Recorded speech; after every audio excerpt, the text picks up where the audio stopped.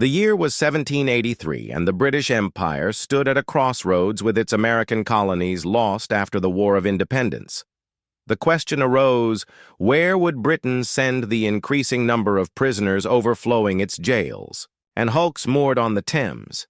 The answer came from a place on the other side of the world, a land glimpsed by Captain James Cook just 13 years earlier, and claimed for Britain a land called New South Wales, located on the eastern coast of a vast and mysterious continent now known as Australia. It was a land largely unknown to the British, save for the detailed reports of Cook and the drawings of Joseph Banks, who had praised Botany Bay for its fertile soil and potential for agriculture. Though in reality, the bay was far less hospitable than they believed. Nevertheless, it was far enough away and remote enough to serve as the perfect place to remove what the British elite called the dregs of society, the poor, the hungry, the criminals, many of whom were imprisoned for petty theft. The First Fleet, as it would later be known, was a convoy of 11 ships comprising 2 naval escorts, 6 convict transports, and 3 supply vessels. It carried more than 1,500 people, including over 750 convicts, along with Marines, officers, sailors, and a small number of free settlers. They left Portsmouth, England, on May 13, 1787, under the command of Captain Arthur Phillip, a man tasked with the nearly impossible job of founding a colony from scratch in a hostile and unknown land. Captain Phillip was no ordinary officer. He was a man of disciplined vision and surprising compassion. Compared to many of his contemporaries, he insisted on rations. For the convicts that were equal to those of the crew, demanded cleanliness and order aboard the ships, and enforced routines designed to preserve health. Despite this, many still died during the voyage from scurvy, dysentery, and other diseases that festered in the crowded below-deck quarters. The journey took 8 long months rounding the Cape of Good Hope, stopping in Rio de Janeiro, and finally arriving in Botany Bay in January 1788. What the British encountered upon arrival was not the lush paradise described by Banks, but rather a land of rocky soil, unyielding brush swamps, and brackish water. The indigenous people of the Eora nation watched the strange ships with caution and suspicion as the newcomers dropped anchor. Off their shores, Captain Phillip, realizing that Botany Bay was ill-suited for settlement, explored further north, and on January 26th landed in a more suitable harbor which he named Sydney Cove in honor of Lord Sydney, the British Home Secretary. Back in London there, they would begin what history would remember as the Botany Bay Experiment, an attempt not just to create a penal colony, but to plant the roots of a British society thousands of miles from home amid unfamiliar people, land, and climate. The experiment would test the limits of human endurance, colonial ambition, and the cost of empire. The first days at Sydney Cove were a harsh awakening for the settlers who had dreamed of land rich with resources and ease, but found themselves, instead, in a landscape of unforgiving terrain, sweltering heat, and soils that resisted every effort to grow European crops. The Marines grumbled. The convicts stared with hollow eyes at the dense forest before them, and Captain Arthur Phillip paced the camp with a growing weight on his shoulders, knowing that every decision he made could mean life or death for hundreds. The settlement began with simple tents erected along the shore and tools handed out to convicts who had never worked the land before. They were carpenters, tailors, pickpockets, and prostitutes, not farmers and builders yet, under the harsh barked orders of overseers and the ever-present threat of punishment. They began clearing the forest, felling eucalyptus trees, and shaping timber into the framework of a fledgling colony, but the land was not eager to cooperate. Their tools broke in the hardened clay, the seeds rotted in the soil that had never known wheat or barley, and the livestock that had survived the journey often wandered off into the bush, never to be seen again. Meanwhile, the heat dried their throats, the insects brought fevers, and the rations, which had to last until a new fleet arrived, dwindled dangerously.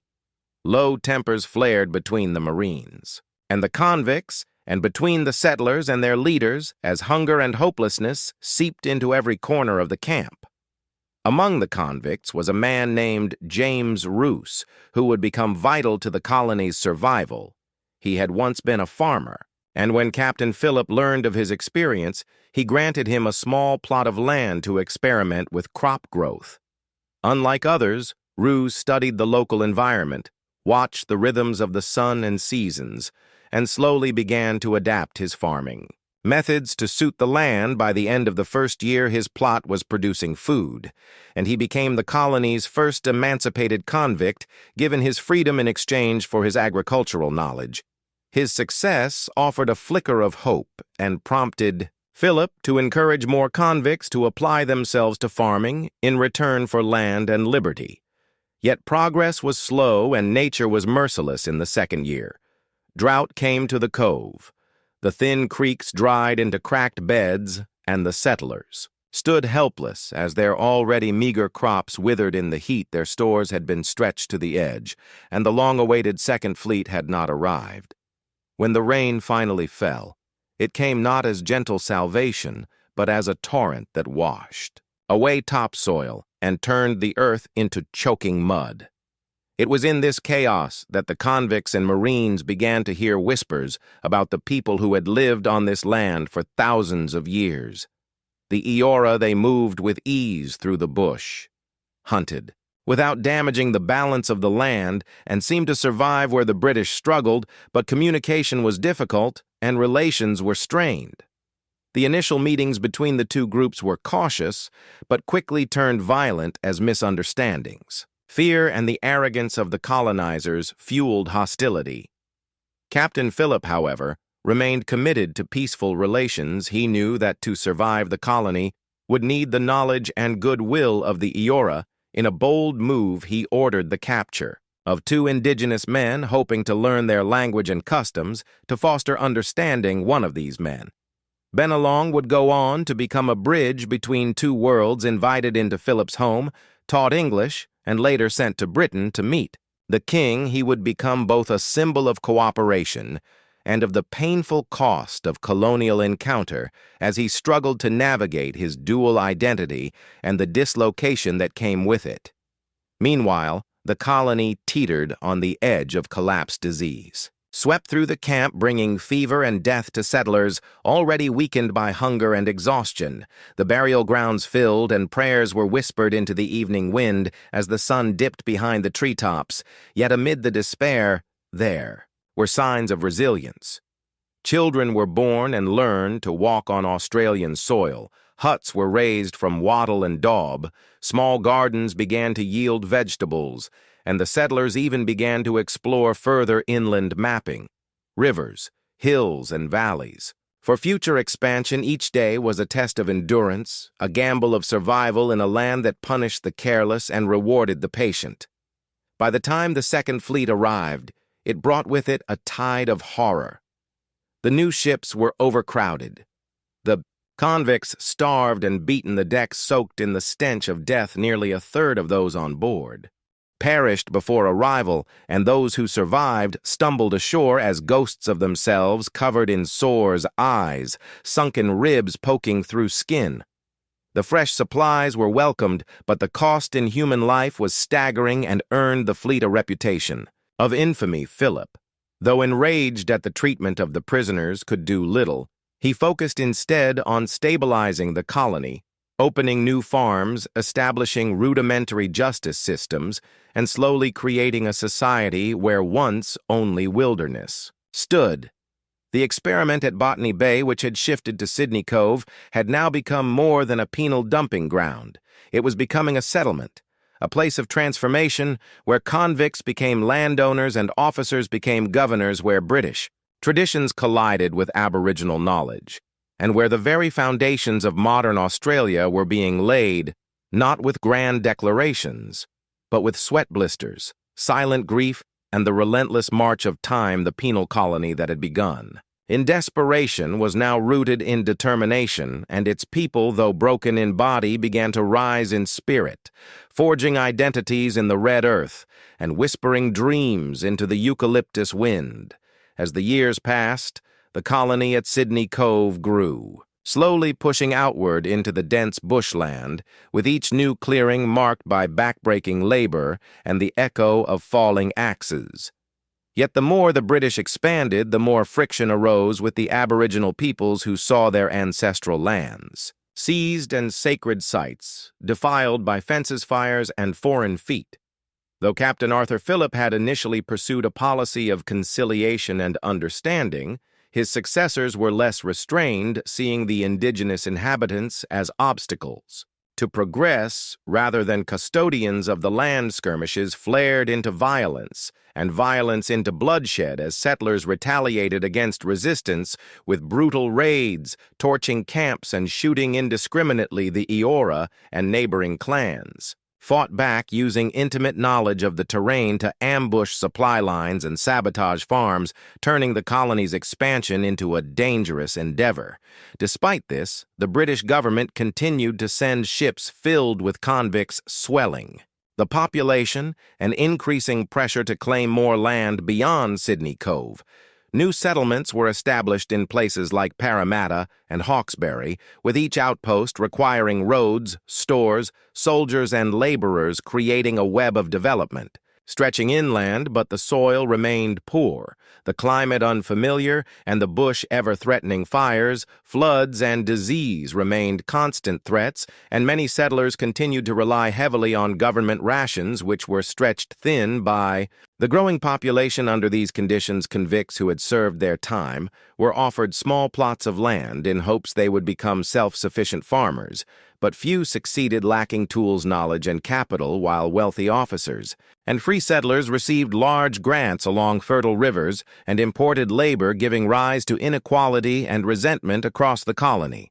Despite these internal divisions, a unique society began to emerge, a mix of the disciplined and the desperate. Shaped by hardship and hardened by necessity, the introduction of the Rum Corps, an unofficial military trade network dominated by officers of the New South Wales Corps, further complicated governance as liquor became the colony's unofficial currency, leading to corruption, smuggling, and power struggles.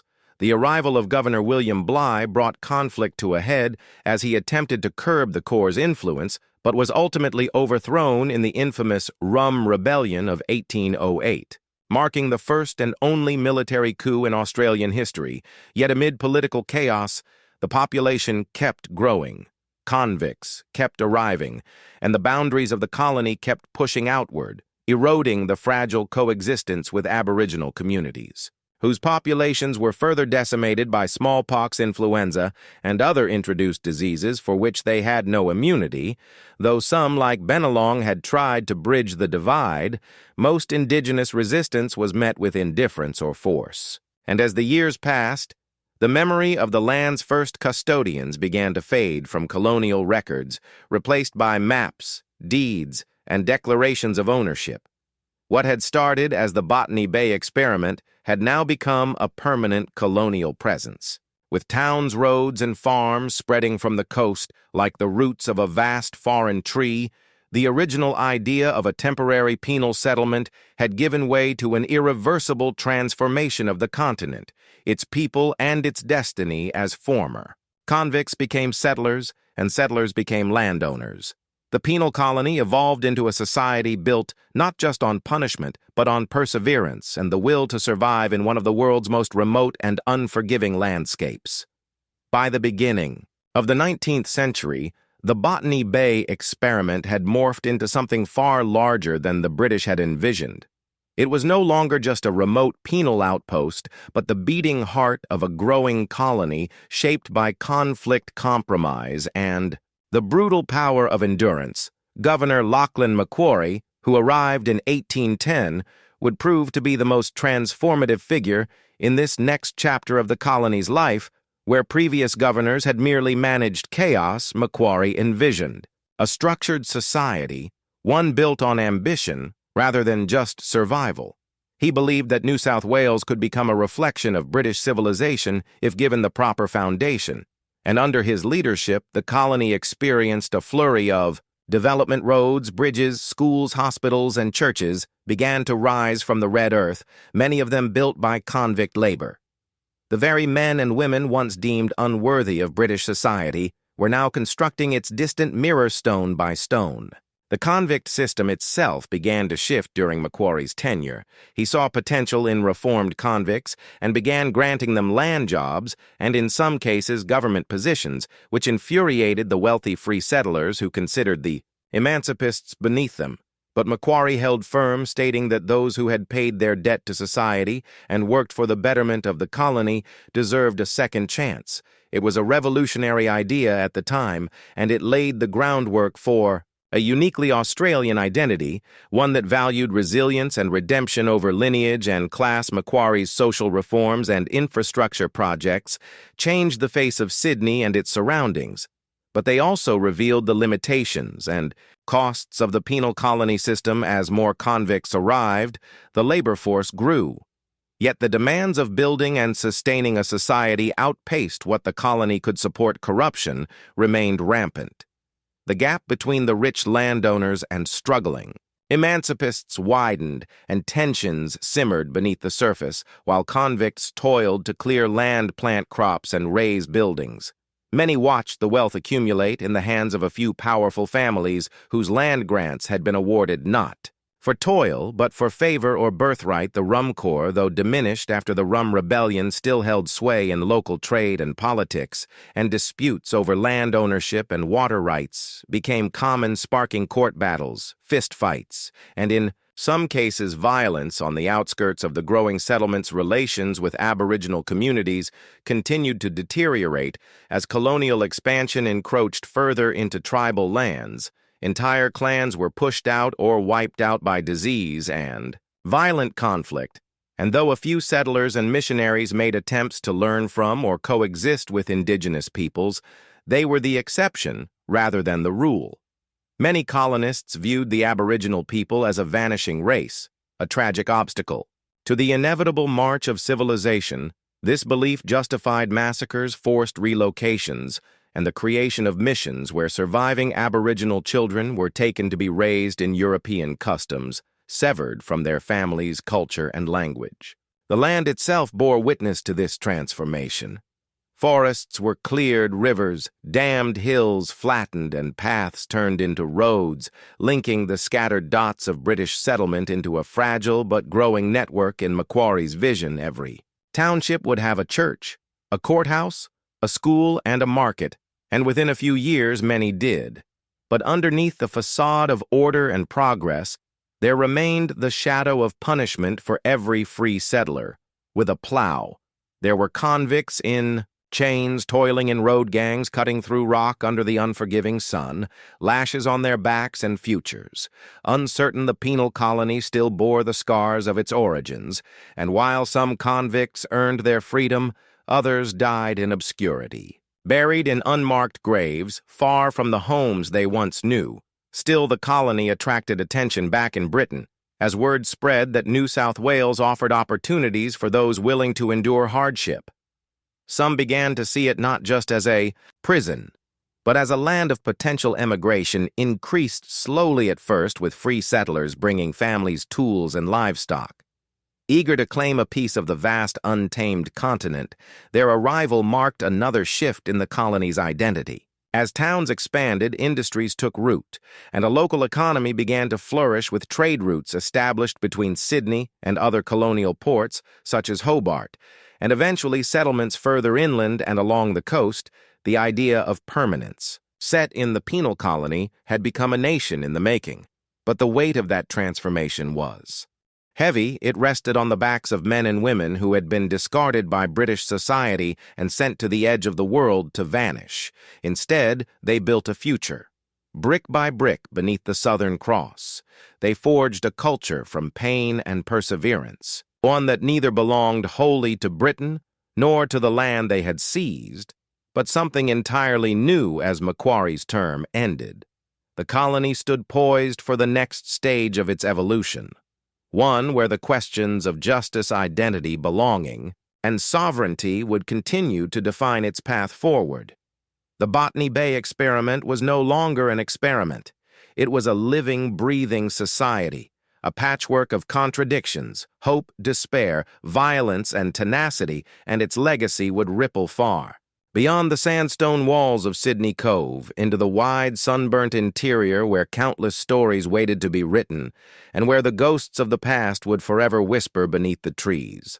The legacy of the Botany Bay Experiment stretched far beyond the boundaries of the original penal settlement. As the years passed and transportation continued, New South Wales evolved from a dumping ground for convicts into the foundation of a new society shaped by hardship, struggle, and resilience. The early decades of colonization had revealed both the cruelty and the unintended progress embedded in the penal system. For every brutal flogging, every failed crop, and every forgotten life lost in the bush, there was also a story of transformation.